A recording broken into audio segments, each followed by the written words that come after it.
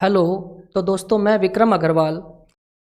मैं आपका digital life D life education channel पर हार्दिक स्वागत करता हूं। आशा करता हूं कि आप इस समय घर पर सभी स्वस्थ होंगे। तो मैं आपको आज एसएससी मैथ के बारे में बताऊंगा कि हम इसकी प्लानिंग कैसे करें, इसकी तैयारी कैसे करें। तो सबसे पहले क्या होता है कि बच्चे मैथ के नाम से बहुत डरते हैं, है ना। तो बच्चे मैथ के नाम से क्यों डरते हैं कि इसके अंदर अलजेब्रा है, अर्थमेटिक है, इसके अंदर त्रिकोणमिति है। तो इससे आपको दूर कैसे जाना है और आपको इसकी प्लानिंग कैसे करनी है कि हम मैथ में अच्छा स्कोर कर सकें। तो मैं आपको आज जीरो लेवल से लेकर एडवांस लेवल तक सब कुछ बताऊंगा और पेपर के पैटर्न के बारे में, क्वेश्चन वेटेज के बारे में हम पूरा डिस्कस करेंगे। तो जो बच्चा सीरियस तैयारी कर रहा है कंपटीशन एग्जाम की, चाहे वो रेलवे की कर रहा हो या एसएससी की कर रहा हो, ठीक है ना, तो मैं एसएससी के मैथ के पैटर्न के बारे में आपको पूरा कंप्लीट डिस्कशन आपसे करूंगा। तो आप लास्ट तक बने रहिए, ठीक है। तो हम चलते हैं क्वेश्चन के सिलेबस पे। अब बात आती है कि सबसे पहले एसएससी के मैथ का सिलेबस क्या रहता है। तो आप ध्यान से देखिएगा कि सबसे पहले मैथ को हमने दो पार्ट में बांट दिया है। कौन कौन से में? अर्थमेटिक और एडवांस। अर्थमेटिक का मतलब होता है अंकगणित और एडवांस का मतलब एडवांस। तो सबसे पहले अर्थमेटिक के अंदर आपके टॉपिक कौन कौन से हैं? टाइम एंड वर्क, समय कार्य। तो इसके अंदर हम समय कार्य, वेतन, ये सब पढ़ते हैं। पाइप एंड सिस्टम मतलब नल और टंकी बोलते हैं इसको, तो इसके बारे में पढ़ेंगे। बोट एंड स्ट्रीम, नाव और धारा। टाइम, स्पीड एंड डिस्टेंस, समय, चाल और दूरी। परसेंटेज, प्रतिशतता। प्रॉफिट, लॉस एंड डिस्काउंट, लाभ, हानि और बटा। बटा मतलब छूट, डिस्काउंट। रेशियो एंड प्रोपोर्शन, अनुपात, समानुपात। एलिगेशन, मिश्रण। सिंपल इंटरेस्ट, साधारण ब्याज। कंपाउंड इंटरेस्ट, चक्रवृद्धि ब्याज। एवरेज, औसत। एज रिलेटेड क्वेश्चंस, आयु संबंधित प्रश्न। पार्टनरशिप, साझेदारी। तो हम इस 13 टॉपिक को अंक गणित के अंदर रखते हैं, ठीक है ना। तो आप कई बार देखोगे कि साधारण ब्याज और चक्रवृद्धि ब्याज का आप एक टॉपिक बना सकते हो जिसके अंदर हम लिख देते हैं ब्याज। तो वो कोई इतना खास इशू नहीं है, ठीक है ना। तो मतलब हम ये 13 टॉपिक को हमने किसके अंदर रखा है? अंक गणित के अंदर रखा है। हम थोड़ा सा अब एडवांस पर नजर लगा लेते हैं। नंबर सिस्टम, संख्या पद्धति, इसका मतलब क्या होता है? जैसे आपने तैयारी की है या आप तैयारी कर रहे हो तो आपने देखा होगा कि इकाई का अंक क्या होगा, इस संख्या को इस संख्या से भाग देने पर शेषफल क्या होगा। तो इस तरीके से जो आपके सारे क्वेश्चंस जो होते हैं वो हम किस में रखते हैं? नंबर सिस्टम मतलब संख्या पद्धति। एलसीएम एंड एचसीएफ, जिसको बोलते हैं हम हिंदी में लघुत्तम समापवर्तक और महत्तम समापवर्तक, सबसे इंपॉर्टेंट टॉपिक है ये। क्यों? क्योंकि अगर हमें एलसीएम और एचसीएफ अच्छे तरीके से निकालना आ जाता है या अच्छे तरीके से इसके बारे में स्टडी कर लेते हैं तो आपके यहाँ पर बहुत सारे टॉपिक है अंकगणित में। जैसे मैं कहूँ time and work, pipe and system, time, speed and distance, percentage, तो इनमें ये क्या है? बहुत ही जरूरी है। क्योंकि अगर जब तक आपको एलसीएम और एचसीएफ कम समय के अंदर नहीं निकालना आएगा तब तक आप क्वेश्चन को सोल्व नहीं कर पाओगे। तो सबसे पहले बच्चों एलसीएम और एचसीएफ हमें बहुत अच्छे से सीखना होता है, जिसको हम एडवांस श्रेणी में रखते हैं। अब बात आती है सिंप्लीफिकेशन। सिंप्लीफिकेशन मतलब सरलीकरण। कहने का मतलब क्या है? जैसे मैं अगर बात करूं फॉर एग्जांपल कि 5 plus question mark is equal to 7, तो कहने का मतलब क्या है कि 5 में मैं कितना जोड़ूं 7 बन जाए, तो यहां पर हम क्या कहते हैं? 2। मतलब ये क्वेश्चन नहीं है, ये मैं आपको एग्जाम्पल के तौर पे बता रहा हूं। जैसे हम इसको क्या बोलते हैं? सिंप्लीफिकेशन। जैसे मैं कह दूं कि कोई आपको भिन्न दे देता हूं, फ्रैक्शन दे देता हूं, 3 से 1/2 प्लस 5 से 1/2, इसको सोल्व करो, तो ये हमारा किस में आ जाता है? सरलीकरण में, सिंप्लीफिकेशन में। अलजेब्रा, बीज गणित। अलजेब्रा में क्या होता है? अलजेब्रा में जो आप 6 से लेकर 10 तक जो पढ़े होते हो आप फॉर्मूला वगैरह, a प्लस बी का whole square, a plus b का होल क्यूब, तो ये सारा जो है ना आपका किस में रखते हैं? हम बीज गणित में रखते हैं। ट्रिग्नोमेट्री, त्रिकोणमिति, इस नाम से ही पता नहीं बच्चों में ऐसा क्या डर है कि ट्रिग्नोमेट्री देखा और सोच विचार करने लग जाएंगे कि हम इसको छोड़ के बाकी को पूरा कर लेंगे, ज़्यादा से ज़्यादा 5-6 नंबर कटेंगे। तो बेटा ट्रिग्नोमेट्री जो सबसे इजी टॉपिक है ना मैथ के अंदर, वो आपका है ट्रिग्नोमेट्री। आप जब तक क्वेश्चन के साथ खेलना नहीं सीखोगे तब तक आप मैथ के अंदर अच्छा स्कोर नहीं कर पाओगे। है ना। तो सबसे पहले क्या, इंजॉय से आप स्टडी किया करो, चाहे वो मैथ हो, चाहे वो रीजनिंग हो, चाहे वो आपकी साइंस हो। अगर आप इंजॉय से स्टडी करते हो तो क्वेश्चन अपने आप आ जाता है, और अगर आप डिप्रेशन में करते हो तो क्वेश्चन का आंसर भी नहीं आएगा और आप और डिप्रेशन में चले जाओगे, ठीक है ना। तो ट्रिग्नोमेट्री मेरे साथ जब आप बने रहोगे तो आपको पता चल जाएगा कि ट्रिग्नोमेट्री क्या है, आप इसके साथ खेलना सीख जाओगे। अब नेक्स्ट टॉपिक आता है बेटा हाइट एंड डिस्टेंस, ऊंचाई और दूरी।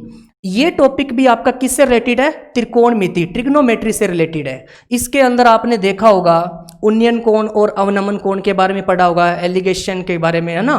तो उसमें क्या है कि हम पतंग की ऊंचाई, जहाज ऊपर से उड़ रहा है, अवनमन कोण, वो सारा इसी चीज के अंदर आता है। अब आती है बेटा ज्योमेट्री, ज्यामिति, जो हम 9th 10th के अंदर पढ़ते हैं। तो ज्योमेट्री के अंदर क्या होता है, पूरा आपका आता है ट्रायंगल, त्रिभुज, सर्किल, तो ये सारा किस में आता है, ज्योमेट्री के अंदर। इसमें हम एंगल निकालना सीखते हैं, और इसके अंदर ऊंचाई, सर्किल की त्रिज्या, रेडियस, व्यास, सारा आपका किसके अंदर आएगा, ज्यामिति के अंदर। ज्योमेट्रिक कोऑर्डिनेट मतलब ज्यामिति निर्देशांक, ये क्या होता है, जैसे आपने देखा होगा कि ग्राफ बनता है इसके अंदर, कि ग्राफ में कौन सा पॉइंट कहाँ मीट करेगा, तो वो आपको हम बताएंगे क्लास के अंदर। मेंसुरेशन, क्षेत्रमिति, ये आपने हिंदी मीडियम वाले बच्चों ने क्षेत्रमिति सुना होगा। इसको हम कितने भागों में बांटते हैं, 2 भागों में बांटते हैं। कौन कौन से में, 2D और 3D। अब कई बच्चों को ये पता ही नहीं है कि सर 2D और 3D क्या है, तो मैं आपको बता देता हूं। 2D मतलब होता है 2 डायमेंशनल, 3 का मतलब होता है 3 डायमेंशनल। जैसे आप बात करते हो ना कि मीटर का स्क्वायर होता है और 1 मीटर का क्यूब होता है, तो मीटर का स्क्वायर जो होता है उसको हम बोलते हैं क्षेत्रफल। क्या बोलते हैं इसको, क्षेत्रफल, मतलब एरिया। और मीटर का जो क्यूब होता है इसको आप क्या बोलते हो बेटा, आयतन। आयतन का मतलब क्या होता है, वॉल्यूम। आयतन होता क्या है कि जो वस्तु जितना स्थान घेरती है उसे हम क्या बोलते हैं, आयतन, ठीक है ना। तो मेंसुरेशन के अंदर हम ये पूरा पार्ट आपका पढ़ेंगे। स्टैटिक्स एंड डाटा इंटरप्रिटेशन मतलब सांख्यिकी तथा समकों की संख्या। आपने DI और पाई चार्ट वगैरह देखे होंगे, तो वो सारे आपके इसी टॉपिक के अंदर आएंगे, ठीक है ना। तो ये मैंने अभी आपको क्या बताया, सिंपली आपको एक बार सिलेबस से रिव्यू करवाया है कि सिलेबस है क्या। तो आज मैं आपको दोस्तों बहुत अच्छी बात बताऊंगा कि आपको तैयारी कैसे करनी है। तो सबसे पहले कोई भी अगर आप सब्जेक्ट स्टार्ट करते हो, फॉर एग्जांपल आप मैथ की तैयारी स्टार्ट करते हो, तो सबसे पहले आप इसका सिलेबस देखो कि सिलेबस क्या है। तो मैंने आपको क्या बताया, सिलेबस के बारे में रिव्यू करवाया कि आपका सिलेबस है क्या। तो हमने इसको अंकगणित और एडवांस के बारे में आपको एक एक टॉपिक के बारे में अवगत कराया है कि इसमें है क्या। अब हम नेक्स्ट में क्या चलेंगे, अब हम ये देखेंगे कि एक्चुअली में सिलेबस तो ये है, परंतु क्वेश्चन की वेटेज क्या है। क्वेश्चन की वेटेज का मतलब कि पेपर के अंदर, जैसे मैं बात करूं समय और कार्य की, कि ये पेपर 1 में और पेपर 2 में कितने मार्क्स के क्वेश्चन आते हैं। ऐसा क्यों, तो मैं आपको इसलिए बता रहा हूं कि आपको हार्ड वर्क तो करना ही करना है, इसके साथ स्मार्ट वर्क करना है। मतलब कहने का क्या है स्मार्ट वर्क का, कि आप वेटेज वाले क्वेश्चन, मतलब जिस टॉपिक से आपके ज़्यादा क्वेश्चन आ रहे हैं, तो सबसे पहले हम उसके ऊपर चर्चा करते हुए फिर हम धीरे धीरे धीरे धीरे सभी टॉपिक पे जाएंगे, ताकि आपका कम समय में ज़्यादा स्कोर वाला पोर्शन पूरा हो सके। तो हम दोस्तों नेक्स्ट स्लाइड्स पे चलते हैं। देखो पेपर पैटर्न, पेपर पैटर्न का मतलब क्या होता है बेटा, कि आपके पेपर है कितने और वो कितने मार्क्स का आता है, कितने मार्क्स के क्वेश्चन आते हैं। तो सबसे पहले मैं अगर बात करूं एसएससी की, एसएससी क्या होता है, स्टाफ सिलेक्शन कमीशन। तो एसएससी आपका क्या है, एक गवर्नमेंट सेक्टर है, और इसके अंदर आपने लिखा है CGL, CHSL, MTS। तो मैं यहां पर बात करूंगा दोस्तों कि आप 10th के बाद, मतलब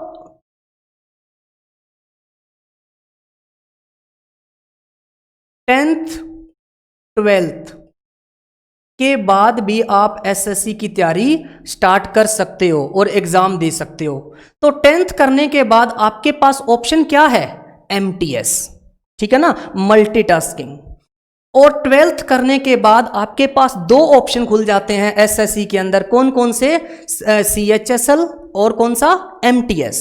और जब आप ग्रेजुएशन कर लेते हो, ग्रेजुएशन का मतलब क्या होता है, जैसे आपने BA की हो या बीएससी की हो या इंजीनियरिंग लेवल में, मतलब किसी भी टाइप की आपके पास क्या हो, ग्रेजुएशन हो, तो आप सीजीएल का फॉर्म भी डाल सकते हो। ठीक है ना। तो कहने का मतलब क्या है, 10th के बाद एसएससी के लिए आपके रास्ते खुल जाते हैं। तो इसके अंदर आपका क्या है, मैं आपको अभी मैथ के बारे में बता रहा हूँ। तो मैथ के बारे में बताते हुए सबसे पहले मैं आपको बताता हूँ कि एसएससी के अंदर एग्जाम कितने होते हैं।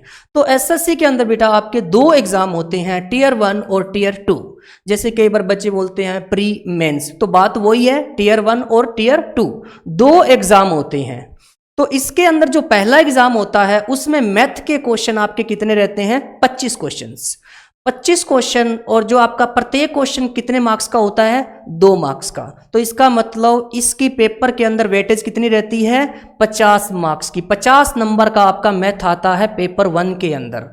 तो इसमें अगर मैं बात करूं जो पीछे वाला एक्सपीरियंस लेते हुए कि अर्थमेटिक और एडवांस हमने 2 पार्ट में मैथ को बांट रखा है। तो अर्थमेटिक से बच्चे आपके 10 से 12 क्वेश्चन आते हैं पेपर 1 के अंदर, और एडवांस के अंदर 12 से 13 क्वेश्चन आते हैं, किसके अंदर, टीयर 1 के अंदर। तो आपको ध्यान क्या रखना है, मेनली अगर थोड़ा सा देखें तो 40-60 का रेशियो बन रहा है। कितना, 40-60 का। 40 आपका कौन सा, अंकगणित, और 60 कौन सा, एडवांस। तो आपको ध्यान किस पे रखना होगा, प्रॉपर आपको सभी पर ध्यान रखना होगा। आप ये नहीं कह सकते कि हम ज़्यादा एडवांस करके और अर्थमेटिक के कुछ टॉपिक छोड़ देंगे। बेटा मैं आपको एक बात बता दूं कि अगर आप कंपटीशन की तैयारी सीरियसली कर रहे हो, तो अगर आप एक छोटा सा भी टॉपिक छोड़ रहे हो तो आप बहुत सारे बच्चों से पीछे जा रहे हो। कैसे, अगर मैं बात करूं कि आप 50 में से 45 मार्क्स मैथ के अंदर लेके आते हो, और इसमें आपने पहले से क्या सोचा हुआ था कि मैं 2 टॉपिक नहीं पढ़ के जाऊंगा और 2 टॉपिक छोड़ दूंगा, पर 50 में से मैं 45 मार्क्स ले आऊंगा, तो बहुत अच्छी बात है, आपके लिए ये बहुत अच्छा स्कोर है। परंतु आप ये देख रहे हो कि एसएससी के फॉर्म जो है लाखों बच्चे भरते हैं, और यहां पर अगर आप ये 2 टॉपिक और करते तो आपका स्कोर कहीं ना कहीं मैं कह देता हूं कि 47 या 48 मार्क्स जाता। तो आपके लिए तो यहां पर 2 या 3 मार्क्स ही है, परंतु ये 2 या 3 मार्क्स हैं वो आपको हजारों बच्चों से पीछा कर देते हैं, तो जिसके कारण आपकी रैंक गिर जाती है और उसका में आपका नंबर आता भी है और नहीं भी, दोनों बात हो जाती है, या फिर अच्छी पोस्ट नहीं मिल पाती है। तो सबसे पहले मैं आपको यही कहूंगा कि कंपटीशन की तैयारी अगर आप करते हो ना, तो आप कोई भी टॉपिक को स्किप नहीं करोगे, मतलब कोई भी टॉपिक को नहीं छोड़ोगे, आप बिल्कुल 0 से लेकर बिल्कुल टॉप तक जाओगे। ठीक है। तो टीयर 1 में मैंने आपको क्या बताया कि 25 क्वेश्चन आएंगे, जिसमें प्रत्येक क्वेश्चन 2 नंबर का होता है, तो आपका 50 नंबर का टीयर 1 में आपका मैथ रहता है, जिसमें अर्थमेटिक के आपके 10 से 12 क्वेश्चन और एडवांस के आपके पास 12 से 13 क्वेश्चन आते हैं। तो हम पेपर 1 के बाद पेपर 2 मतलब टीयर 2 पे चलते हैं। तो टीयर 2 में बेटा आपके मैथ के अंदर कितने क्वेश्चन आते हैं, 100 क्वेश्चंस आते हैं, 100 क्वेश्चंस, जिसमें आपका प्रत्येक क्वेश्चन आपका कितने मार्क्स का होता है, 2 मार्क्स का। तो टोटल कितना हुआ स्कोर, 200 मार्क्स, 200 मार्क्स। मतलब कहने का सिंपली सी बात है कि अगर मैं इन दोनों को प्लस कर दूं तो आपका जो मैथ है वो कितने का बन गया, 250 मार्क्स का। तो जिसमें अर्थमेटिक जो है टीयर 2 में उसमें 40 से 50 क्वेश्चन और एडवांस जो है वो 50 से 60 क्वेश्चंस। आप प्रीवियस ईयर के पेपर उठा के देख भी सकते हो कि सही से रेशियो मैं बता रहा हूं या नहीं, तो आपको खुद ब खुद मालूम हो जाएगा कि बिल्कुल ऐसा ही है कि अर्थमेटिक आपका 40% और एडवांस आपका 60%। तो बच्चों पहले क्या होता था, मैथ के अंदर अर्थमेटिक का पोर्शन ज़्यादा होता था, क्योंकि पहले इंजीनियरिंग लाइन के बच्चे एसएससी की लाइन में नहीं थे।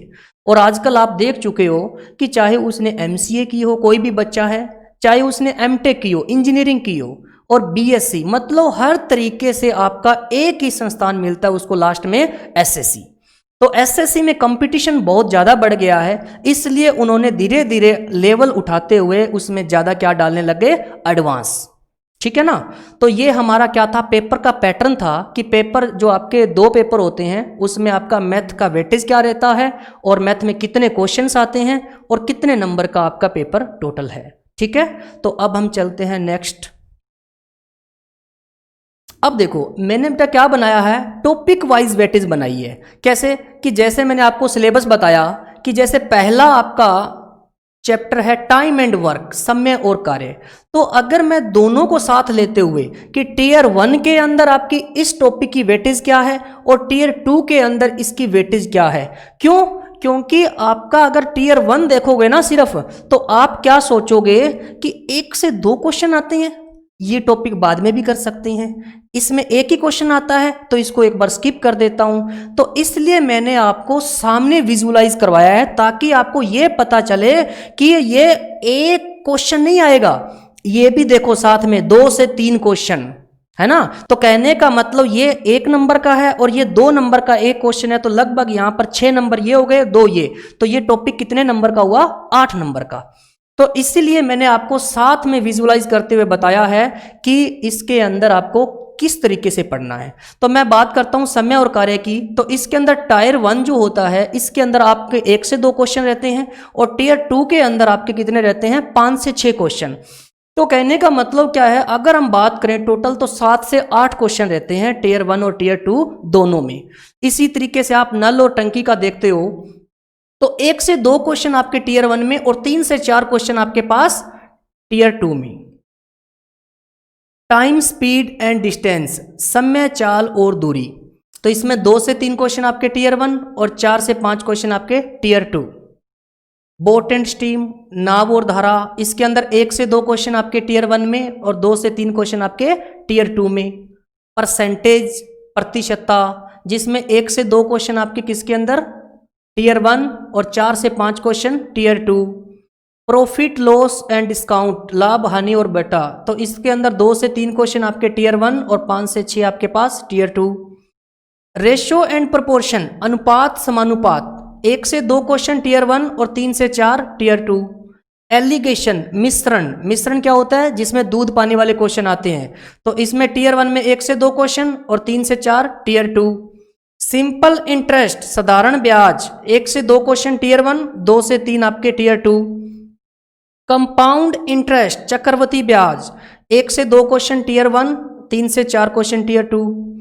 एवरेज, औसत, 1 से 2 क्वेश्चन आपके टीयर 1 और 3 से 4 आपके टीयर 2। एज रिलेटेड क्वेश्चन, आयु संबंधित पर्सन, 1 क्वेश्चन आपका किस में आता है? टीयर 1 में और 2 से 3 आपके टीयर 2 में।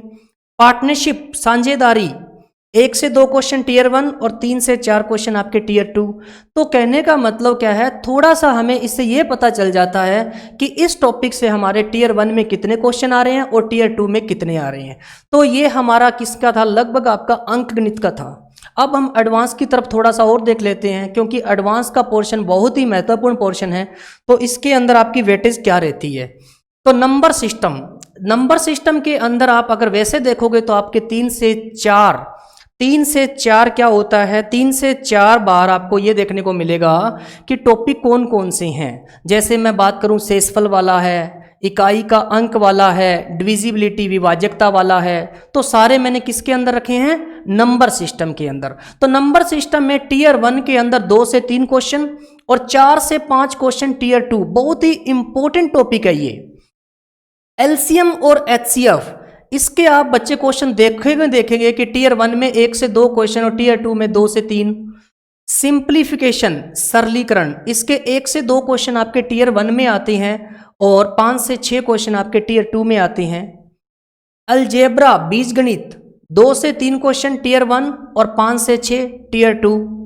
ट्रिग्नोमेट्री, त्रिकोणमिति, तो 2 से 3 क्वेश्चन आपके टीयर 1 और 6 से 7 क्वेश्चन आपके टीयर 2। अब आप यहाँ पर देख सकते हो कि आप सोच रहे थे कि सर त्रिकोणमिति को छोड़ देंगे तो फिर भी हम मैथ में अच्छा स्कोर कर लेंगे, तो ये सिर्फ आपकी बेटा गलतफहमी है। आप यहाँ पर देख सकते हो कि 2 से 3 मार्क्स तो यहाँ पर बात कर रहे हैं, है ना, लगभग आप 3 नंबर की यहाँ पर बात कर रहे हो, और 6 से 7 क्वेश्चन, अगर मैं 6 क्वेश्चन भी लेके चलता हूँ तो 12 नंबर के आपके क्या है? टीयर 2 में इसकी वेटेज है। तो 12 और 3 15, मतलब एक ऐसा चैप्टर 15 मार्क्स का है जो आपको बहुत नीचे और बहुत ऊपर लेके जा सकता है। तो उसके बारे में आप दोस्तों कैसे कह सकते हो कि ये मैं चैप्टर छोड़ देता हूँ? तो ट्रिग्नोमेट्री के साथ मैं आपको खेलना सिखाऊंगा, ना कि सिर्फ ये बताऊंगा कि बेटा होता कैसे है, ठीक है ना। हाइट एंड डिस्टेंस, ऊंचाई और दूरी, इसमें आपके 1 से 2 क्वेश्चन आपके टीयर 1 में और 2 से 3 टीयर 2 में। ज्योमेट्री ज्यामिति 2 से 3 क्वेश्चन टीयर 1 और 5 से 6 क्वेश्चन आपके टीयर 2। ये भी आपका टॉपिक बहुत इंपॉर्टेंट है। ज्योमेट्री कोऑर्डिनेट ज्यामिति निर्देशांक 1 से 2 क्वेश्चन टीयर 1 और 2 से 3 क्वेश्चन टीयर 2। मेंसुरेशन क्षेत्रमिति 2 से 3 क्वेश्चन आपके टीयर 1 और 5 से 6 आपके tier 2। Statics and data interpretation सांख्यिकी तथा समकों की संख्या 2 से 3 आपके टीयर 1 और 5 से 6 आपके टीयर 2। तो आपने देखा होगा कि सबसे अगर इम्पोर्टेंट देखा जाए तो टीयर 2 के अंदर आपके कुछ टॉपिक ऐसे हैं जो काफ़ी वेटेज वाले हैं। जैसे मैं अगर आपको इसमें से बताना चाहूँ कि बीजगणित, ट्रिग्नोमेट्री जिसको त्रिकोणमिति बोलते हैं, जियोमेट्री, क्षेत्रमिति मतलब मेंसुरेशन, ये टॉपिक आपके बहुत वेटेज वाले हैं। तो इसलिए दोस्तों अगर आप तैयारी अच्छे से या सीरियस कर रहे हो तो इन टॉपिक को आप 0 लेवल से बिल्कुल टॉप लेवल तक पढ़ो ताकि आपका वहाँ पर क्वेश्चन ना छूटे। ओके तो हम नेक्स्ट चलते हैं। तो अभी तक हमने बात किस किस की? सबसे पहले हमने सिलेबस को विजुअलाइज किया कि सिलेबस क्या है। उसके बाद हमने ये देखा कि टीयर 1 में और टीयर 2 में मैथ कितने मार्क्स का आता है और कितने क्वेश्चन आते हैं। उसके बाद हमने देखा टॉपिक वाइज वेटेज देखी कि एक टॉपिक की टीयर 1 और टीयर 2 में वेटेज क्या है, मतलब कितने क्वेश्चन आते हैं और कितने मार्क्स के आते हैं। तो अब हम बात करते हैं, हमारे पास एक ही क्वेश्चन उठता है दिमाग में कि जैसे टीयर 1 की बात करूं तो टीयर 1 में मैंने आपको कितने का बताया था कि 50 मार्क्स, और टीयर 2 की मैं अगर बात करूं तो कितने मार्क्स का बताया था आपको 200 मार्क्स का। क्यों? 100 क्वेश्चन आते हैं इसके अंदर। तो अब आपके पास एक मन में ये बात आती है कि 250 मार्क्स का मैथ है और आप अगर अच्छे से तैयारी कर रहे हो तो आपको ये भी पता होगा कि अगर हमने यहाँ से 230 प्लस स्कोर नहीं किया तो एसएससी के अंदर इसकी कोई वैल्यू नहीं है।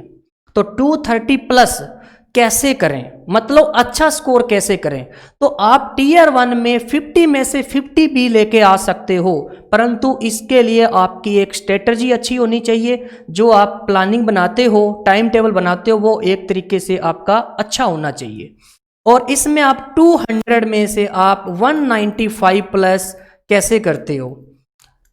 195 प्लस कहने का मतलब क्या है कि बच्चों एसएससी मैथ जो होता है टीयर 2, इसमें 1 से 2 क्वेश्चन ऐसे डाले जाते हैं वो आपका टाइम खराब करते हैं और लास्ट में क्या होता है, उस पर क्या होता है, क्वेश्चन मार्क लग जाता है कि ये क्वेश्चन गलत था या इसके ऑप्शन गलत थे और इसके आपको मार्क्स मिल जाएंगे। बेटा आपको नंबर तो मिल गए 2 नंबर, मान लो कि एक क्वेश्चन गलत आया, इसमें आपको 2 नंबर तो मिल गए, परंतु आप ये सोचो जो बच्चा पढ़ने वाला था और जिसको सभी मैथ मतलब पूरी मैथ आती थी तो उसने उस क्वेश्चन के ऊपर कम से कम 10 मिनट खर्च किए होंगे या 5 मिनट खर्च किए होंगे।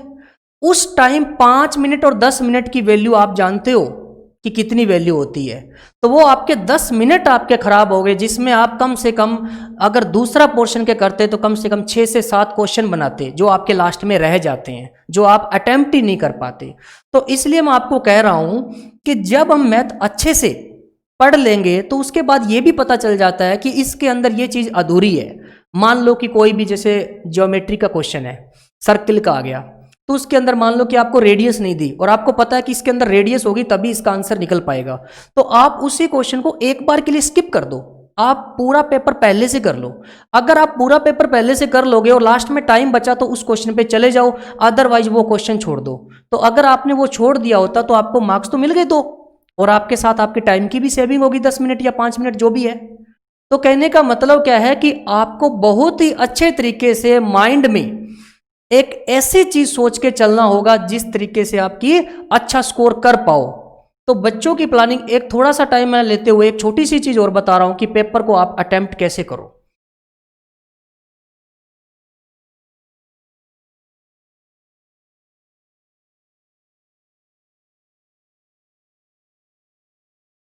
देखो सबसे पहले क्या होता है, जैसे मान लो कि आप मैथ अटेम्प्ट कर रहे हो, ठीक है। एसएससी के अंदर आपको पता है कि 4 सेक्शन होते हैं, मैथ का होता है, रीजनिंग का होता है, जीएस का होता है, इंग्लिश का होता है। तो जिसमें मैं मान लेता हूं कि मैथ का पहला पोर्शन है जो मैं अटेम्प्ट करने जा रहा हूं, तो इसमें आपके पास कैसे होगा, 1 नंबर, 2 नंबर, 3 नंबर, 4, 5, 6, इस तरीके से अगर आप देखोगे तो आपके पास कितने क्वेश्चन सजे होंगे, 25 क्वेश्चन, है ना। मतलब आपके 25 क्वेश्चन है, मैं टीयर 1 की बात कर रहा हूं। तो मैं आज आपको अटेम्प्ट करने का तरीका और जो आप करते हो वो भी तरीका मैं आपको यहां पर बताने जा रहा हूं कि आप कैसे अटेम्प्ट करते हो। जैसे मान लो कि पहला क्वेश्चन है, पहला क्वेश्चन आपने देखते ही आपको पता है इसका आंसर ये है, तो आपने इसको कर दिया अटेम्प्ट, हो गया, 2 नंबर भी हो गया। अब 3 नंबर क्वेश्चन ऐसा क्वेश्चन है जो आपको लगता है कि मैं इसको सोल्व कर दूंगा, परंतु थोड़ा सा टाइम लगेगा कि फॉर्मूले वगैरह, आइडेंटिटी वगैरह इसके अंदर लगानी पड़ेगी, तो आप इस क्वेश्चन को अटेम्प्ट करने लग जाते हो, है ना। तो अटेम्प्ट करने के बाद आपका आंसर भी निकल जाता है, परंतु यहां पर आप 4 से 5 मिनट खर्च कर चुके हो। इस तरीके से फिर चौथा क्वेश्चन भी ऐसा था, तो आपने उसको भी अटेम्प्ट करना चाहा। तो मतलब क्या है कि आप क्वेश्चन को इंक्रीजिंग ऑर्डर में सोल्व करते हो, अच्छी बात है, परंतु आप जिस क्वेश्चन को इतना टाइम दे रहे हो, तो लास्ट में क्या होता है कि मान लो कि आप 21 नंबर क्वेश्चन के ऊपर पहुंचे और 21 नंबर क्वेश्चन पर पहुंचने के बाद टाइम अप हो जाता है।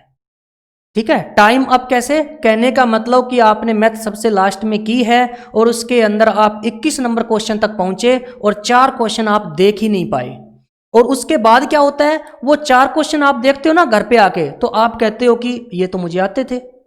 तो मैं आपको यही बात समझाना चाह रहा हूं कि सबसे पहले आप क्वेश्चन कैसे अटेम्प्ट करो, पहले जो आप देखते ही आंसर बना दो।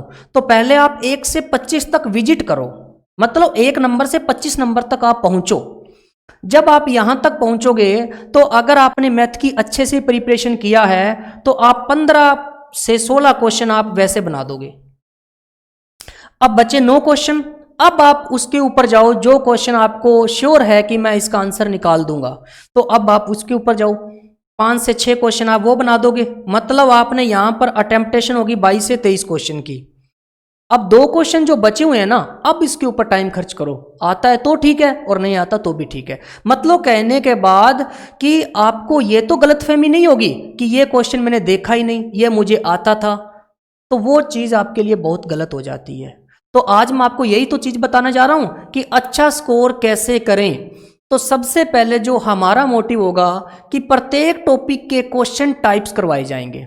अब इस लाइन का मतलब क्या है, तो बेटा इस लाइन का ये मतलब है कि जैसे अगर मैं बात करूं सम्य और कार्य टॉपिक की, तो सम्य और कार्य में क्या होता है, आप लोग क्या करते हो, मिक्स क्वेश्चन करते जाते हो और लास्ट में जब एग्जाम में बैठते हो तो वहां पर आपका ना क्या किया, जैसे फॉर एग्जांपल अगर मैं बात करूं, जैसे आप मान लो कि 2 पुरुष या 3 महिला किसी काम को इतने दिन में करते हैं, मतलब या वाले क्वेश्चन आप करके चले गए और वहां पर क्वेश्चन आ जाता है कि 2 पुरुष और 3 महिला कितने दिनों में काम करते हैं, मतलब या की जगह और आ गया, तो मतलब वो टाइप था और आपने वो मिस कर दिया। तो कहने का मतलब हम कि क्वेश्चन के जो टाइप्स बनते हैं, जैसे कि छोड़ने वाला काम हो गया, इतने दिन काम करने के बाद छोड़कर चला गया, या इतने दिन बाद आके ज्वाइन किया गया, या इतने दिन पहले चला गया, मतलब हर टाइप का क्वेश्चन जो है ना वो हम उस टॉपिक को अच्छे से कवर करेंगे, ताकि आप एग्जाम में बैठोगे तो आपको ये रियलाइज नहीं होना चाहिए कि ये टाइप मैंने पढ़ा नहीं हुआ। तो क्वेश्चन जो टाइप्स है ना, जैसे टाइप 1, टाइप 2, इस तरीके से हम श्रेणी में बांटकर टॉपिक को कवर अप करेंगे। प्रत्येक टॉपिक के क्लास में 50 से ऊपर क्वेश्चंस, जैसे मैंने अभी आपको बताया कि जैसे टाइम एंड वर्क टॉपिक है, तो उसमें मैंने क्या कर रखा है कि 10 से 12 टाइप बना रखे हैं, तो हर टाइप के मैं 4 से 5 क्वेश्चन करवाता हूं। तो कहने का मतलब 50 से ऊपर क्वेश्चन आपके उस टॉपिक के क्लास में कवर होंगे। क्लास में पढ़ाए गए टॉपिक से संबंधित प्रश्न अभ्यास के लिए। इसका मतलब क्या हुआ कि जैसे मैंने क्लास में आपको आज टॉपिक पढ़ाया है टाइम एंड वर्क, और उसके मैंने 2 टाइप करवाए हैं। जैसे पहला टाइप मैंने ये करवा दिया कि तीनों मिलकर काम कितने दिन में करेंगे, और दूसरा टाइप मैंने ये करवा दिया कि इसकी क्षमता इससे इतनी अधिक है तो वो कितना समय लेगा। तो मैंने जो 2 टाइप करवाए हैं ना, उससे संबंधित प्रश्न आपको कम से कम आपको 10 प्रश्न आपको घर से करने के लिए, मतलब अभ्यास के लिए दिए जाएंगे। जीरो लेवल से एडवांस लेवल तक के क्वेश्चन, अगर आपको मैथ में बहुत अच्छा बनना है या जिसका बेस बिल्कुल जीरो है और जिसका बेस बिल्कुल बहुत ऊपर है, तो मैं आपको एक बात बता देता हूं कि अगर बेटा आप कंपटीशन की तैयारी कर रहे हो तो किसी चीज़ का आपको ये घमंड नहीं होना चाहिए कि हमें मैथ आती है। अगर आप कंपटीशन की तैयारी कर रहे हो तो आप उस क्लास को अच्छे से देखो। अगर उसमें आपको एक बात भी नहीं पता चलती है, मतलब कुछ भी नया पता चलता है, तो वो आपके लिए बहुत अच्छी बात है। और ये कंपटीशन की मैं बात कर रहा हूं। मान लो कि आपने कोई एग्जाम दिया है एसएससी सीएचएसएल का, अब इसके मान लो कि कट ऑफ गई है 131 और आपके जो मार्क्स हैं 129, तो आप यहां से 2 नंबर पीछे रह गए कट ऑफ से। मतलब 2 नंबर की बात नहीं है यहां पर, आप बाहर हो। बाहर का मतलब कि जिसके नंबर 98 आए हैं वो भी बराबर है और 129 वाला भी बराबर है। हाँ, इतना कह सकते हैं कि आपने अच्छा मेहनत किया है, स्ट्रगल किया है। नेक्स्ट टाइम आप, आई होप कि आप उस कट ऑफ तक पहुंच जाओ। परंतु अगर मैं प्रेजेंट की बात करूं तो आप क्या हो, 98 वाले के बराबर ही हो। तो आप यहां पर सिर्फ 2 नंबर से पिछड़ गए। अगर आपने कोई भी बात नहीं सुनी होती, जैसे आपको क्लास में बताया गया था, और उससे रिलेटेड अगर आपको वहां पर क्वेश्चन आ गया है, तो बाद में आपको रियलाइज होता है कि उस दिन अगर सुन लिया होता तो अच्छा होता है ना। तो मैं आपको दोस्तों यही बताना चाहूँगा कि अगर आप कोई भी क्लास देखते हो और आप कंपटीशन की तैयारी कर रहे हो तो आप उसको ज़रूर सुनो। कोई ना कोई आपको नई बात ज़रूर पता चलेगी। मैं ये नहीं कह रहा कि मेरी क्लास सुनो, कोई भी क्लास हो, परंतु कंपटीशन में आपका एक एक शब्द बहुत महत्वपूर्ण है। Topic wise test. Topic wise test का मतलब क्या हुआ, जैसे मैंने वर्क एंड टाइम आपको 5 दिन में करवाया, तो आपका उस वीकेंड के अंदर टॉपिक वाइज टेस्ट होगा, मतलब पूरे टाइम एंड वर्क का। इसी तरीके से नेक्स्ट टॉपिक का फिर पूरा टॉपिक करवा के उसका टेस्ट होगा। अर्थमेटिक अंक गणित कंप्लीट टेस्ट, यहां पर क्या था, टाइप वाइज, यहां पर क्या आया, टॉपिक वाइज। अब यहां पर पूरे अर्थमेटिक का जो फर्स्ट पोर्शन है अंक गणित, तो उसके अंदर जैसे मैंने 13 से 14 टॉपिक आपको बताए हुए हैं, तो इन पूरे टॉपिक्स का मिक्स टेस्ट भी आपका होगा। अब नेक्स्ट लेवल पे चलते हैं, mock test arithmetic plus advance. तो कहने का मतलब क्या है कि अर्थमेटिक कंप्लीट करवा दिया, एडवांस भी कंप्लीट हो गया। अब आपका लास्ट स्टेज क्या होता है कि आपको इस पूरे मैथ का टेस्ट करवाया जाएगा।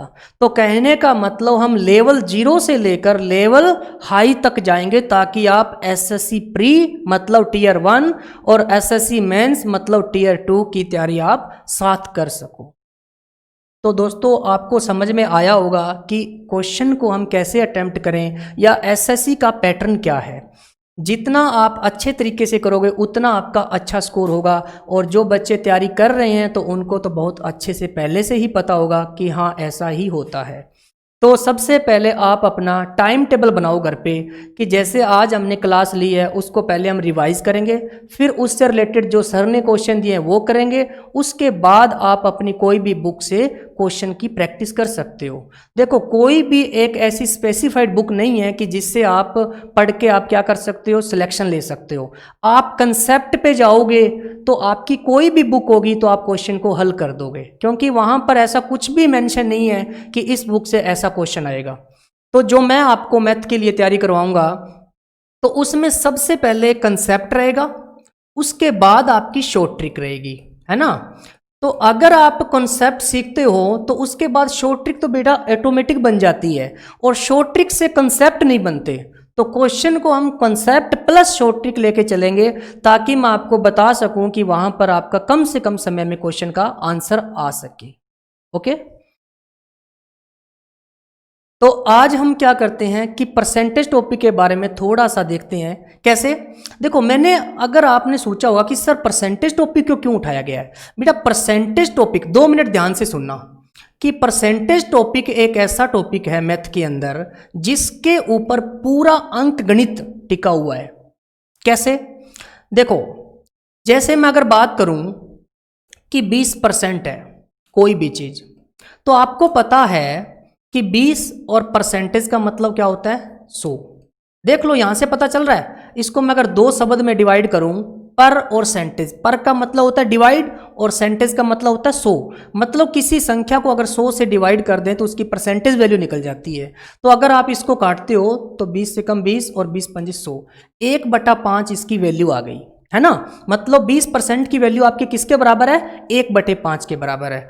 तो अब जो 1/5 ये आया है, ये आपका भिन्न है, जिसको हम P/Q के रूप में लिखते हैं।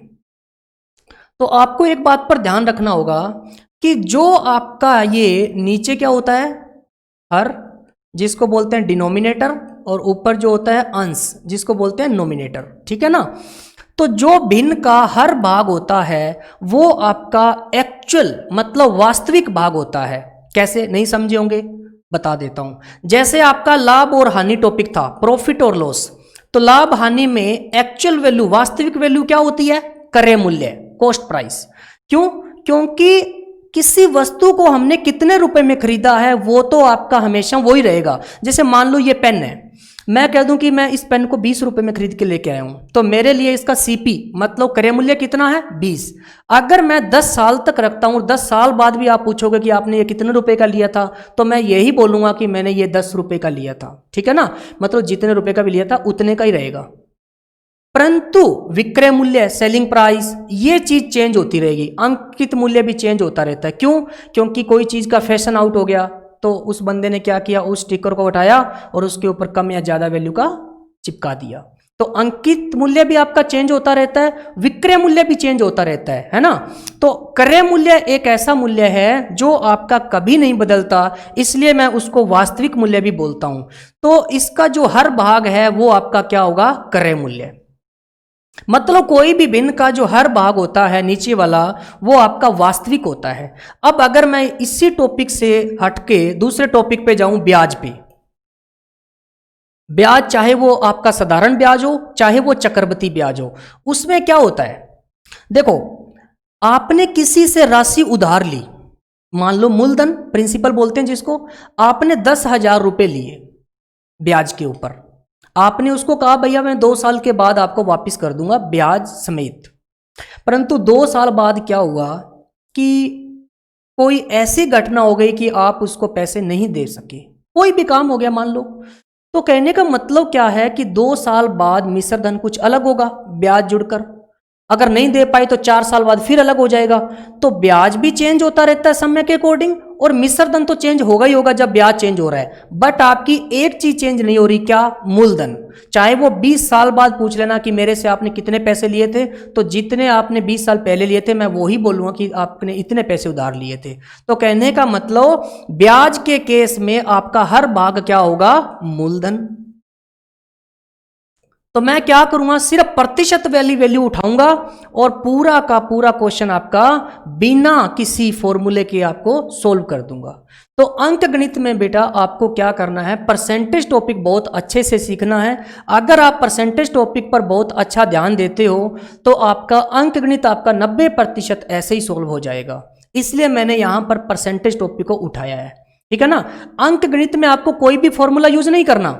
एडवांस मैथ में तो देखो है, जैसे आपने देखा होगा क्षेत्रमिति के अंदर है, त्रिकोणमिति के अंदर है, तो वो तो फॉर्मूले पहले से काफी है। तो अंक गणित में तो कम से कम ना करो। तो अंक गणित में आप क्या करोगे, परसेंटेज के बेस पे आप क्वेश्चन को सोल्व करोगे। कहने का मतलब प्रतिशत वाली टर्म से, है ना। तो सबसे पहले मैं बेसिक चलता हूं लेके। जैसे इसमें लिखा गया है कि 1 = 100%, है ना। आपने देखा होगा कोई भी चीज अगर 1 होती है तो वो कंप्लीट होती है ना। तो उसको हम क्या बोलते हैं, 100%। ये कैसे आया? अगर आप इसको 1 को 100 से मल्टीप्लाई करते हो तो आपके पास कितना आता है? 100%। प्रतिशत के लिए हम क्या करते हैं, 100 से गुना करते हैं। तो 100%, 1/2, 1/2 और 100 से गुना करता हूं तो मेरे पास कितना आता है? 50%। तो इस तरीके से हमने ये कुछ आपको 15 तक वैल्यू बताई है। तो इस वैल्यू के लिखने का मतलब क्या है? इस वैल्यू के लिखने का मतलब ये है कि दोस्तों, अगर आपको डायरेक्ट पता होता है कि 1/3 का मतलब 33 ही 1/3% होता है, तो वहां पर आपके 10 सेकंड बच जाते हैं कि आप इसको एक तो सोल्व करके लिखोगे। कैसे? 33 इंटू 3 99 और एक 100, 100/3 और प्रतिशत को हटा के नीचे कितना लगाया 100, तो 100 एकम 100 और कितना आ गया 1/3। तो 1/3 आपको अगर पहले से पता है तो ये टाइम आपका क्या हो गया, सेव हो गया। तो कम से कम अगर आप 15 वैल्यू याद रखते हो तो आपको बहुत ही कम समय में बहुत अच्छे टॉपिक कवर कर लोगे और कोई दिक्कत भी नहीं होगी। ठीक है, तो इस तरीके से आपको कहां तक वैल्यू याद करनी है, 15 तक। अगर आपको ये वैल्यू याद होती है तो कोई दिक्कत नहीं आती है। ठीक है, हाँ जी।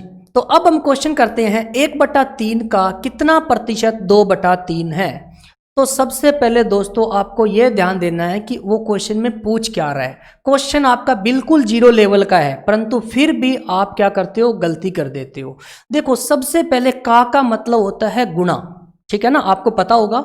जैसे मैं इस क्वेश्चन को लेना चाहूं कि 1/3 का मतलब मल्टीप्लाई, मतलब गुणा, कितना प्रतिशत मुझे तो पता नहीं है, तो मैंने क्या लिखा, x%।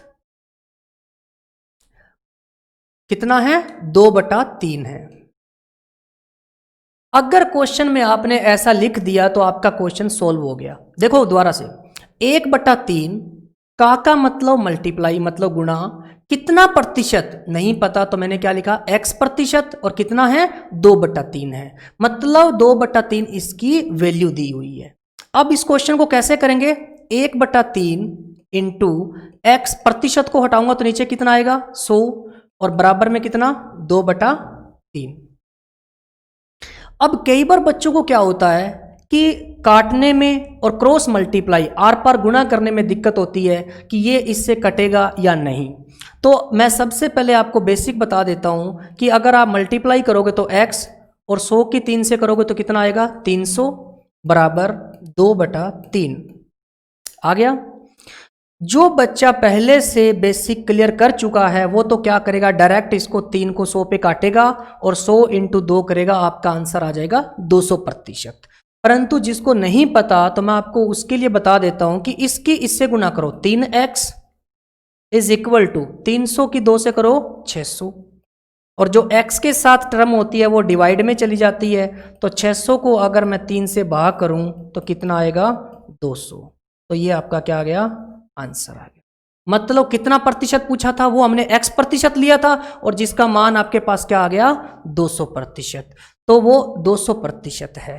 ठीक है ना, तो इसमें आपको कुछ भी नहीं करना, सिंपली आपको यह देखना है कि क्वेश्चन में पूछा क्या गया है। तो मैंने आपको बताया कि का मतलब होता है गुणा, और कितना प्रतिशत है कुछ भी मेंशन नहीं है, तो मैंने ले लिया x%, और कितना है 2/3। तो उसके बाद क्या किया, प्रतिशत को मैंने हटा के नीचे 100 लगाया और वैसे की वैसे आप उस लाइन को लिख दिया। अब मैंने इसकी मल्टीप्लाई करी, x 100 की 3 से करी 300 बराबर 2/3। इसके बाद क्या किया, क्रॉस मल्टीप्लाई, आर पार गुना किया और आपका x का मान कितना आ गया 200। तो आई होप आपको ये समझ में आया होगा, बहुत ही अच्छा क्वेश्चन था। तो इस टाइप के क्वेश्चन आपको अगर समझ में आ जाता है तो आपको आगे एडवांस क्वेश्चन में कोई दिक्कत ही नहीं होगी। ठीक है, तो नेक्स्ट क्वेश्चन हम करते हैं, x का 30% बेहतर है तो x का मान ज्ञात करें। अब देखो मैंने जो पहला क्वेश्चन करवाया बिल्कुल वैसा क्वेश्चन है। देखो सबसे पहले क्वेश्चन को लिखना कैसे होता है, देखो इसने बोला x का मतलब मैंने अभी क्या बताया था, गुना 30%। पहले मैं क्वेश्चन को लिख लेता हूं, और कितना है 72, तो x का मान बताना है। तो अब क्या करेंगे, x इंटू 30% को हम क्या लिखेंगे 30/100 और इज इक्वल टू क्या लिखेंगे 72। तो यहां से जो कट रहा है ऊपर से नीचे उसको तो आप काट दो, और जो नहीं कट रहा उसको छोड़ दो। तो 3 की x से मल्टीप्लाई करी 3x, डिवाइड कितना है 10 और बराबर में कितना है 72। तो इसकी जब इससे गुना करूंगा तो 3x बराबर कितना आ जाएगा 720। तो x का मान यहां पर कितना आ गया 720 को अगर मैं 3 से डिवाइड करूंगा तो आपको पता है कितना आ जाएगा, 3 दूना 6 बचा 1, 3 चौके 12, 0। तो x का मान आपके पास कितना आ गया 240, 240। तो आपका आंसर कितना हो गया 240। बस सिर्फ आपको क्या करना है, फोकस किस पे करना है, क्वेश्चन की लाइन पे, कि का मतलब होता है मल्टीप्लाई और प्रतिशत का मतलब होता है 100 से डिवाइड, और जब वो कोमा लगा के बोलता है तो उसका मान होता है कि इसका मान इतना है 72। तो मैंने इक्वल में कितना कर दिया 72। बेटा क्वेश्चन आप जीरो से करोगे ना तो आपका परसेंटेज टॉपिक बहुत अच्छा हो जाएगा, और परसेंटेज अच्छा हो गया तो आपका मैथ अच्छा हो गया। तो नेक्स्ट क्वेश्चन करो आप ट्राई। किस संख्या का 18% 75 के 12% के बराबर होगा। अब देखो क्वेश्चन का लेवल लेता जा रहा है, क्यों, क्योंकि आपका बेसिक क्लियर होता जा रहा है। सबसे पहले किस संख्या का, आपको पता है क्या कौन सी संख्या है, नहीं पता ना, तो आप क्या लिखोगे x, मतलब किस संख्या कौन सी x, और का मतलब बेटा मैंने अभी क्या बताया, गुणा 18%। यहां पर कॉमा लगाने के बाद वो थोड़ा सा रेस्ट ले रहा है, क्यों, क्योंकि आपको मान बता रहा है। कितना मान बता रहा है, 75 के 12% के बराबर। बहुत ही अच्छा क्वेश्चन, बहुत ही सिंपल क्वेश्चन। तो अब हम इसको सोल्व अच्छे से कर लेंगे। x इंटू 18 बटा कितना लिखूं, 100 क्यों लगाया, क्योंकि परसेंटेज को हटा दिया, इज इक्वल टू 75 इंटू 12/100। तो बच्चों अब जब आप बेसिक क्लियर कर चुके हो तो थोड़ा सा क्वेश्चन में अगर आपका टाइम कम लेना है तो आप क्या करोगे, इस 100 को इस 100 से काट सकते हो। क्यों, क्योंकि बेटा ये इसकी तरफ जाएगा और ये इसकी तरफ जाएगा, तो बात एक ही है, तो आप इसको आप काट सकते हो, ठीक है ना। 100 से 100 आपका क्या हुआ, कट गया। अब यहां से देखो, इसको भी आप क्रॉस मल्टीप्लाई से काट सकते हो। देखो 6 इंटू 3 18 और 6 इंटू 2 12। अब यहां पर 3 बच गया, तो 3 को अगर आप काटते हो तो कितने पे कटता है, 25 पे, क्योंकि 25 दिए क्या होता है 75। अब आपके पास कुछ बचा नहीं, कुछ भी नहीं बचा, तो x का मान आपके कितने पास आ गया 25।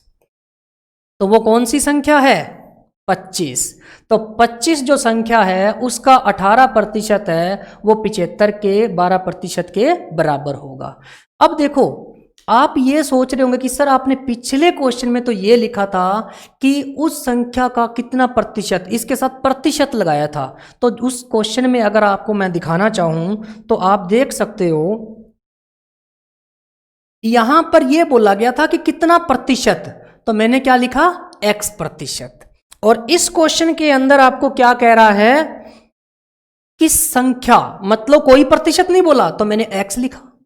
का मतलब मल्टीप्लाई, और 18% बराबर 75 इंटू 12%।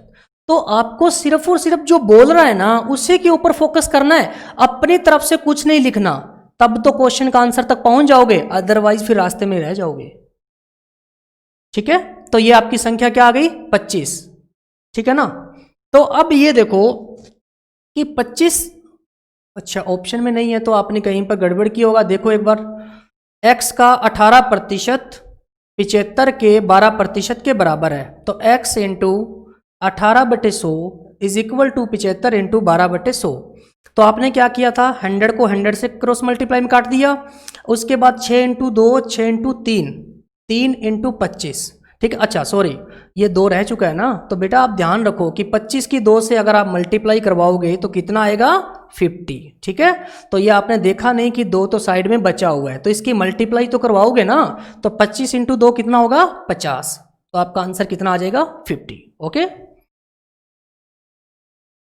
तो अब क्वेश्चन क्या है आपका कि यदि राम की आय श्याम से 12/1/2% अधिक है तो श्याम की आय राम से कितने प्रतिशत कम है।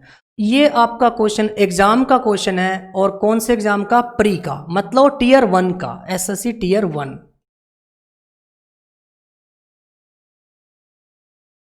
तो इस क्वेश्चन के अंदर अगर हम देखें तो कुछ भी नहीं है, और वैसे देखें तो उलझन वाला भी है ना। अभी मैंने आपको एक चीज बताई थी जब क्लास मैंने स्टार्ट की परसेंटेज की, कि 12.5% का मान अगर आपको याद है तो कितना होता है 1/8। अब जिस बच्चे को ये नहीं पता कि 1/8 आया कैसे, तो थोड़ा सा आप इधर देखिए, 12.5% का मान निकालना है, ठीक है। तो सबसे पहले 12 को मैं 2 से मल्टीप्लाई करूंगा, कितना आएगा 24, 24 और 1 25, 25 बटा कितना हो गया 2, और परसेंटेज को उठाएंगे तो नीचे कितना आ जाएगा 100। यह ध्यान रखना कि परसेंटेज का 100 हमेशा नीचे आएगा। तो 25 को हम 1 पर कटे और 100 को कितने पे, 4 पे, तो कितना आ गया 1/8। अब ये अगर वैल्यू आपको पहले से पता थी तो आपका टाइम कितना बच गया, तो 12.5% को मैं क्या लिख सकता हूं, 1/8। ठीक है, तो ये तो सिर्फ मैंने अभी आपको परसेंटेज सोल्व करके वैल्यू बताया है। अब हम क्वेश्चन पे चलते हैं कि राम की आय श्याम से अधिक है। आपको इतनी लाइन से ये पता चला कि दो आदमी हैं जिनके नाम है राम और श्याम, और आय किसकी ज्यादा है, राम की ज्यादा है। इतना तो पता चल गया ना। अब देखो मैंने आपको क्या बताया था कि जो चीज लिखी है या बोली है वो लिखो पहले, राम और श्याम, राम और श्याम।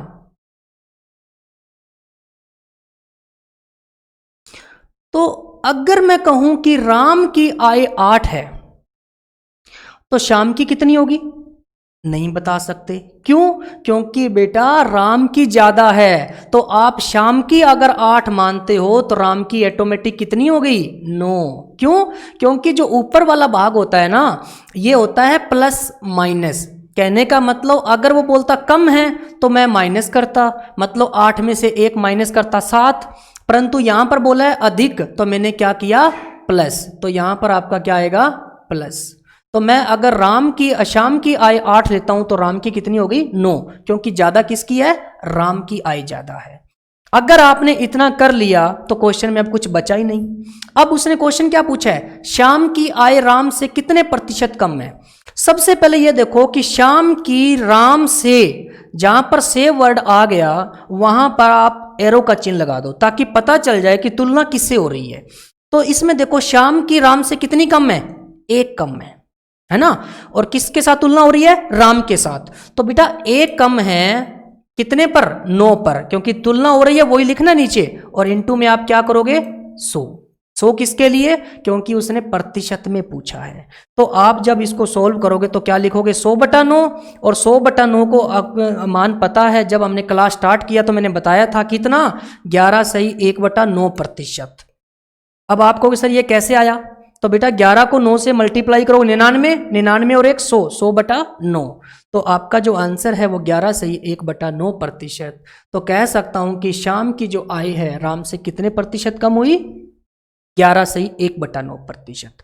अब अक्सर बच्चे क्या करते हैं, अगर यहां 20 लिखा होता तो आप ले लेते हो 100, 120, मान लिया कि आप क्वेश्चन को सोल्व कर दोगे, परंतु बेटा 12.5 को अगर आप सोल्व करोगे तो आप 100 और 87.5 या 112.5 कितना टाइम लगा दोगे, इतना टाइम नहीं है। ये भी मैंने आपको एक बार बताने के लिए इतना टाइम लगाया है, तो वरना अगर मैं क्वेश्चन को सोल्व करता हूं ना तो मेरे को पता है कि 12.5% का मतलब होता है 1/8, तो 8 और 9 और कंपैरिजन करूंगा तो 1/9 इंटू 100, तो कहने का मतलब मैंने 5 सेकंड में आंसर निकाल दिया।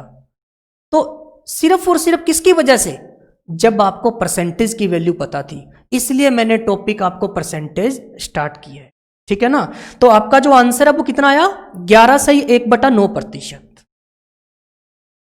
नेक्स्ट क्वेश्चन, सी की आय बी से 20% अधिक है और बी की आय ए से 25% अधिक है, तो सी की आय ए से कितने प्रतिशत अधिक है।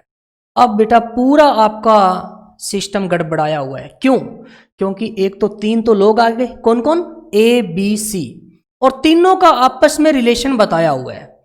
तो आप क्या करोगे, कुछ नहीं करना, सिर्फ और सिर्फ आपको बोर्ड पे ध्यान देना है और बहुत अच्छे से सुनना है। ठीक है ना, कितने लोग हैं भाई, 3 लोग हैं, ए बी और सी। ठीक है ना, और इधर अपना करते रहेंगे रफ वर्क। कैसे, जैसे मैं लाइन को तोड़ूंगा वैसे लिखता जाऊंगा। सी की आय बी से 20% अधिक है, अभी मैं इधर नहीं करूंगा, अभी मैं अपना रफ वर्क कर रहा हूं। सी और बी मैंने लिखा, बी से कितनी अधिक है, 20%। अगर बी की 100 है तो सी की कितनी होगी, 120। मतलब पहली लाइन का मतलब तो यही निकल रहा है ना कि सी की आय बी से 20% अधिक है, तो बी की अगर 100 है तो सी की कितनी है, 120। क्वेश्चन लाइन नंबर 2, बी की आय ए से 25% अधिक है, बी की आय ए से 25% अधिक है। अगर ए की 100 है तो बी की कितनी है, 125, है ना, तो कितनी हुई, 125। अब ये तो हमने क्वेश्चन लिख लिया और पूछा क्या है वो भी देख लेंगे, परंतु मैंने आपको एक ही बात ध्यान से बतानी है कि जब भी ऐसा क्वेश्चन आए सबसे पहले लास्ट से स्टार्ट करो कि बी और सी का रिलेशन लिखो क्या दिया हुआ है। तो बी और सी का रिलेशन क्या दिया हुआ है, सी का 120 और बी का कितना दिया हुआ है 100। ठीक है, अब आपको क्या करना है, ए और बी का रिलेशन देखना है ना। तो ए और बी का देख लेते हैं कि क्या आएगा, कि यहां पर क्या वैल्यू मैं फिल करूं। तो सबसे पहले आपको यह देखना है कि बी की वैल्यू यहां पर कितनी है 100 और यहां पर कितनी है 125, है ना। मतलब मैं ये कह सकता हूं कि 125 की वैल्यू कितनी है 100, है ना। मतलब 125 की वैल्यू कितनी दे रखी है इसने, 100 दे रखी है। तो अगर 125 की वैल्यू उसने 100 दे रखी है तो एक की वैल्यू कितनी आ गई 100 बटा 125, और मुझे किसकी वैल्यू चाहिए 100 की, क्योंकि पूरी चीज 100 होती है ना।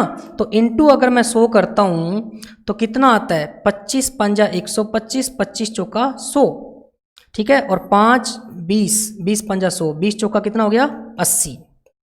तो 100 की वैल्यू कितनी आती है 80। अब मैं यहां पर कितना फिल करूंगा,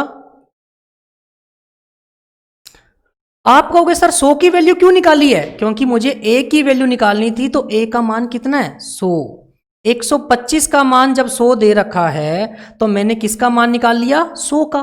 तो आपके पास ऑटोमेटिक कितना आ गया 80। अब अगर आपको इस तरीके को आप छोड़ के आप वैसे भी देख सकते हो, कैसे, देखो ए और बी का देखना ना, बी की आय ए से 25% अधिक है, ए से 25% अधिक है। तो ए का 80 है, 80 का 25% कितना होता है 20 होता है। कैसे देख सकते हो, 80 का 25%, 25 बटा 100, 25 चौके 100 और 20 चौका 80। तो 20 ज्यादा है तो 80 में 20 जोड़ोगे कितना आ गया 100। किसी तरीके से कर सकते हो, बहुत सिंपल चीज है ये।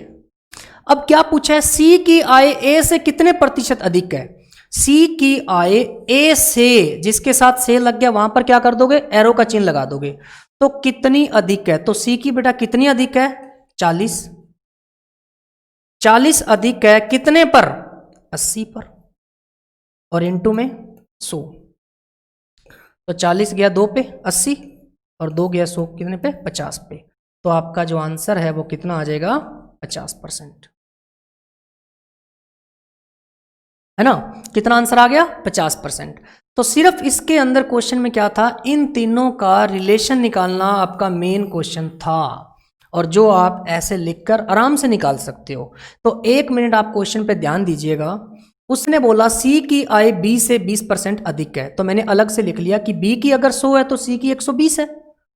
बी की आय ए से 25% अधिक है, तो अगर ए की 100 है तो बी की कितनी है 125। अब मैंने क्या बोला कि क्वेश्चन को अपने लास्ट से स्टार्ट करना है, धीरे धीरे ऐसे ऐसे रिलेशन बनाते जाएंगे।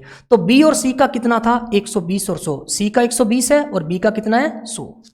तो अब क्या करना है, इस चीज को आप रफ कर दो, ये हो चुका है। अब मुझे देखना है ए और बी का रिलेशन, ये आपका एक्चुअल क्वेश्चन है ना। तो इस 100 की वैल्यू आपके पास कितनी है 125। तो मैंने क्या लिखा कि 125 जो है वो 100 के बराबर है, और मुझे किसका मान चाहिए 100 का। तो 100 का आपने कितना निकाला 80। उसके बाद सी की ए से देखना था, तो 40 बटा 80 इंटू 100, आपका आंसर कितना आ गया 50%। तो कोई दिक्कत नहीं है। उसके बाद करने के बाद आप क्रॉस चेक भी कर सकते हो, कैसे कि बी की आय ए से 25% अधिक है। अब 80 का 25% मैंने निकाल के दिखाया 20, तो 80 में अगर 20 जोड़ूंगा 100। सी की आय बी से 20% अधिक है, तो सी की बी से 100 का 20 कितना होता है 20, तो 100 और 120 कितना हो गया 120। तो आप क्रॉस चेक करोगे तो वो ही आएगा। तो इसका आंसर आपका कितने पास आ गया 50%, ठीक है ना। तो ये क्वेश्चन अगर आप कर लेते हो, उसके आगे कोई भी दिक्कत नहीं होगी। तो ये क्वेश्चन आप ध्यान से करना, फिर भी ना हुआ तो नेक्स्ट क्लास के अंदर मैं यहीं से स्टार्ट करूँगा और एक बार फिर से बता दूंगा, ठीक है। तो आई होप क्लास आपको समझ में आई होगी।